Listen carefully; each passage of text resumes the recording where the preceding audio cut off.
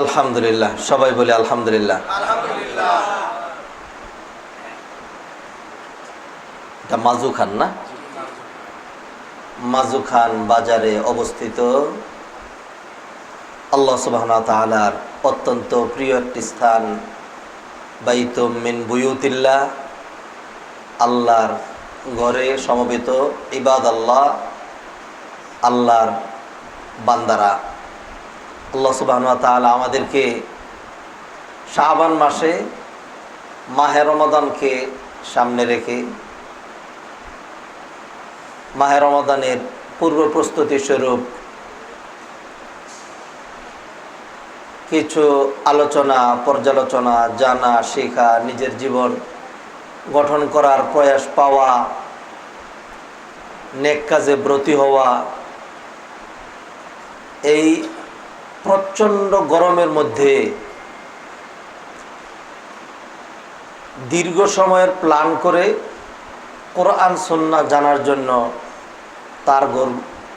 তার ঘর মসজিদে বসার তৌফিক দিয়েছেন। সবাই বলি আলহামদুলিল্লাহ।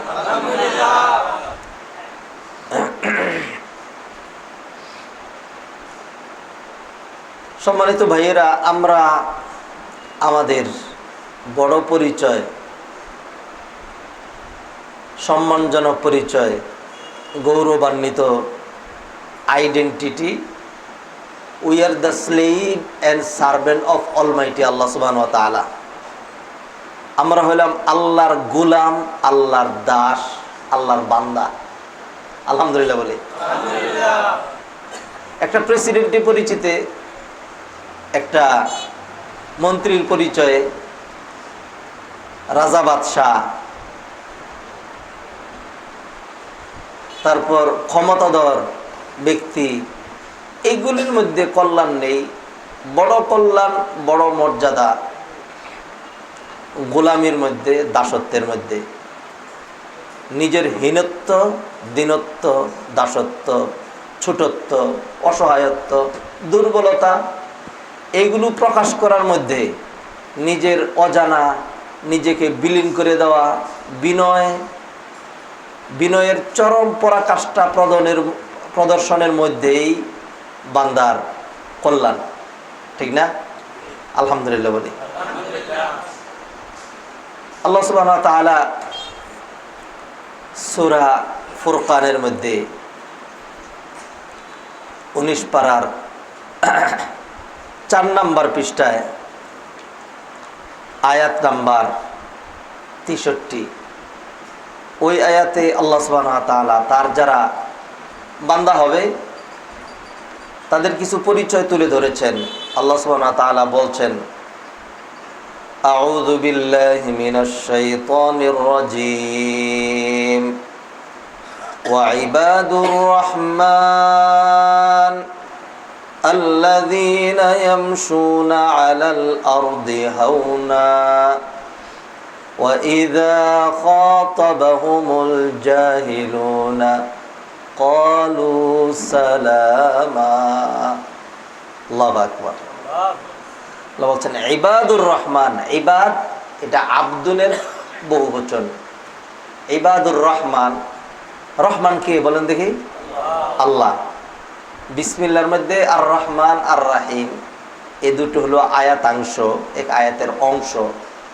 আর সূরা ফাতিহার মধ্যে আর রহমান এবং আর রাহিম, এই দুই শব্দ হলো একটা আয়াত। ঠিক না?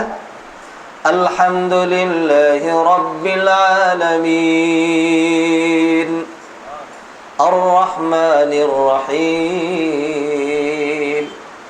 আর রহমান আর রহিম, মোস্ট গ্রেসিয়াস, মোস্ট মার্সিফুল, চরম পরম দয়ার অধিকারী, রহমতের ভান্ডার, অনুগ্রহের সাগর, দয়ার দরিয়া। আর রহমান আর রাহিম। জাহেলরা, কাফেররা, মুশরিকরা আল্লাহকে চিনে না, আল্লাহর দয়া ভোগ করে, আল্লাহর দয়ায় বেঁচে আছে।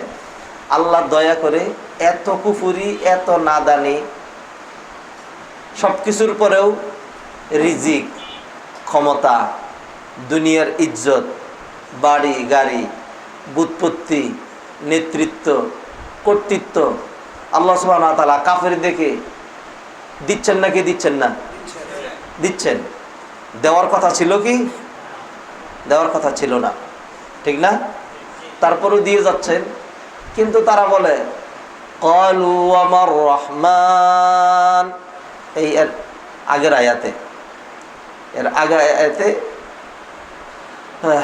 তারা বলে ওমর রহমান, রহমান আবার কি জিনিস? ওমর রহমান, রহমান আবার কি জিনিস? তারা চিনে না। আল্লাহ সুবহানাহু ওয়া তাআলা রহমানের পরিচয় তুলে ধরলেন। রহমান তিনি রহমান, রহমানের পরিচয় আল্লাহ সুবহানাহু ওয়া তাআলা কোরআনে অসংখ্য জায়গায় দিয়েছেন। এরপরে হলো সহজ সাদামাটা সংক্ষিপ্ত পরিচয় হলো আল্লাহ সুবহানাহু ওয়া তাআলা কোরআনে একটা সূরাই নাজিল করে দিয়েছেন, যেই সূরার নাম সূরাতুর রহমান। আপনাদের এশা কয়টায়? সোয়া 8টায় জামাত।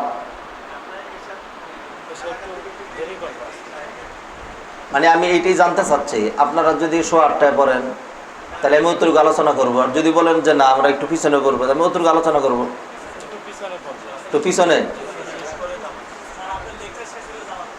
ঠিক আছে, আমার লেকচার 10টায় শেষ হবে। আচ্ছা ঠিক আছে, খাইরান ইনশাল্লাহ। আপনাদের আগ্রহ এবং এই দিনের কথা শোনার জন্য মন থেকে যে আপনার একটা হাসি দিয়েছেন, আমি আল্লাহর সাথে চাই। আল্লাহ তুমি এই বান্দাগুলো কবুল করো, আমিন বলেন। এটা আল্লাহর দয়া, এটা আল্লাহর দয়া। এটা একটা বসার জায়গা হলো, এটা একটা পরিবেশ হলো। আধুনিক যুগে মানুষ এসির ভিতরে থাকে না, টাইলসের উপরে থাকে না। আপনাদের বাসা আমাদের বাসা অনেক সুন্দর না? সত্যি করে বলি, আল্লাহর জাতের কসম করে বলছি, আমি সারাটা দিন তো আজকে ওই এসির ভিতরে বসা ছিলাম, টিভির প্রোগ্রাম করছিলাম। এই প্রোগ্রাম আজকে রাত্র 8টা পর্যন্ত চলতো, সেটা ক্যান্সেল করে আসছি এখানে।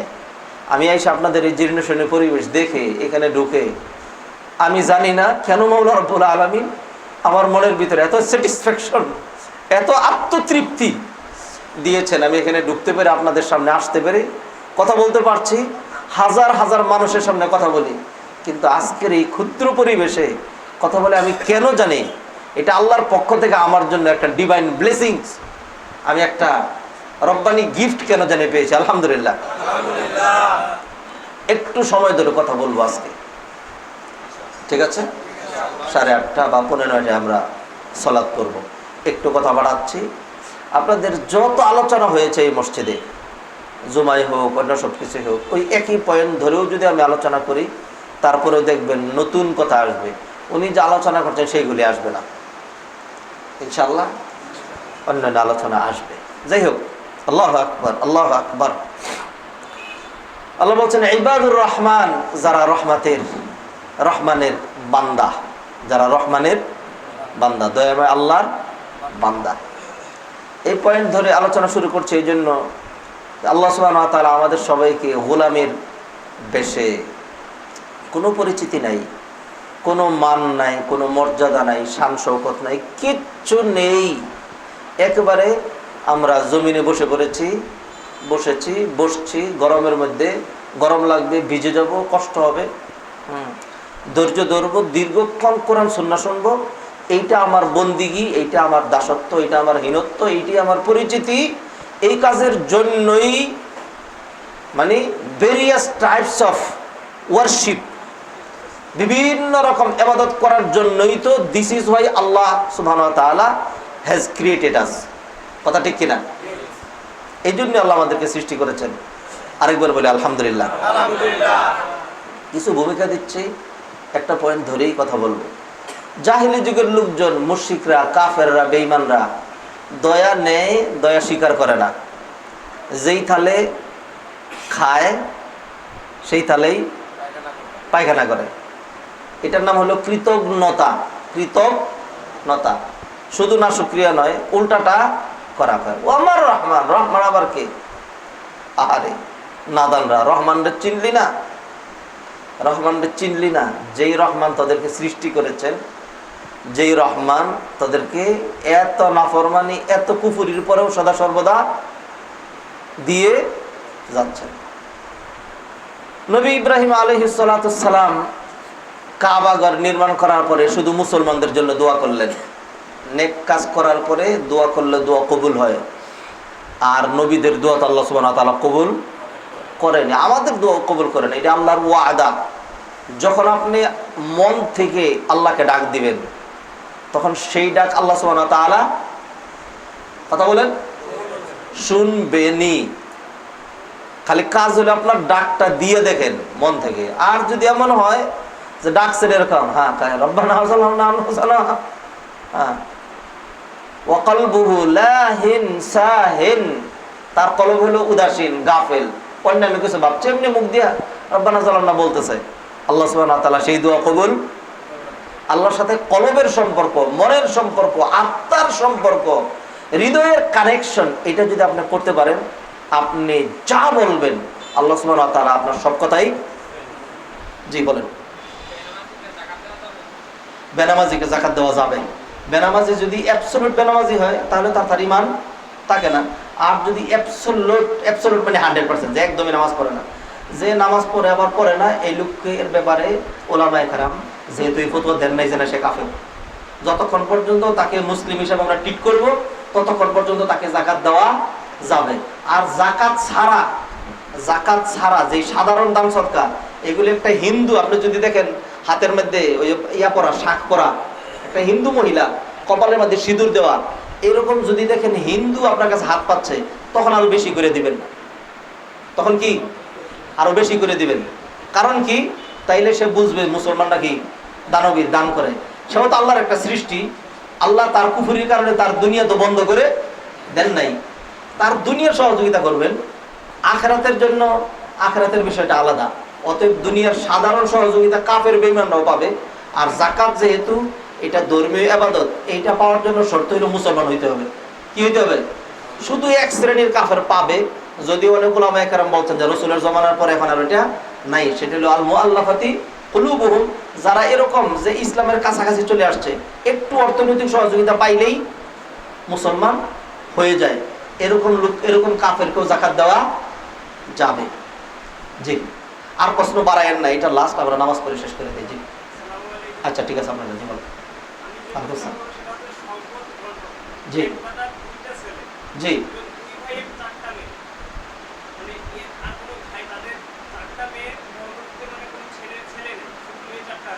হ্যাঁ, যদি কোনো মাইয়েতের, কোনো ব্যক্তির শুধু মেয়ে থাকে, একাধিক মেয়ে থাকে, তাহলে তারা সমুদ্র সম্পত্তির 3/2 পাবে।